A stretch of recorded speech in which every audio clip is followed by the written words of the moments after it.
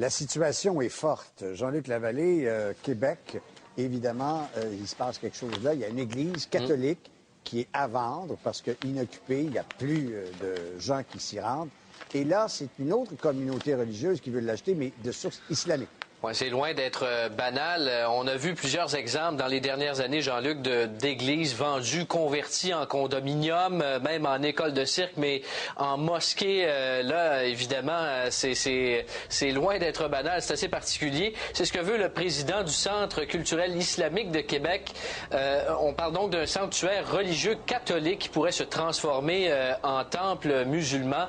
L'église Saint-Denis est située dans le secteur Sainte-Foy. Pour vous situer, c'est le voisin immédiat de l'ancien hôtel de ville de Sainte-Foy. C'est un bâtiment quand même assez moderne, construit dans les années 60. C'est un secteur de choix.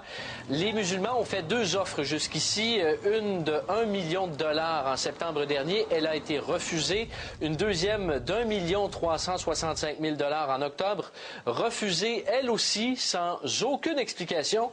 Et c'est là que le groupe a commencé à se questionner, à se demander, bon, est-ce qu'il y a un problème? On a écrit à l'archidiocèse de Québec et on a mis la main sur cette lettre qu'a obtenue la station de Radio Choix. Je vous en lis un extrait.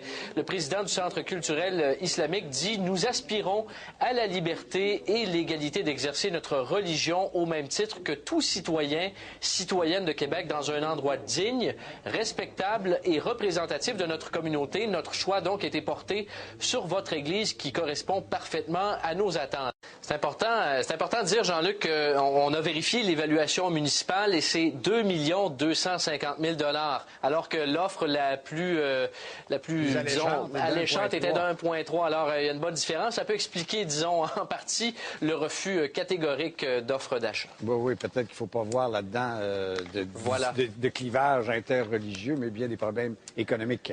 Disons. Merci beaucoup, Jean-Luc. Merci, bye-bye.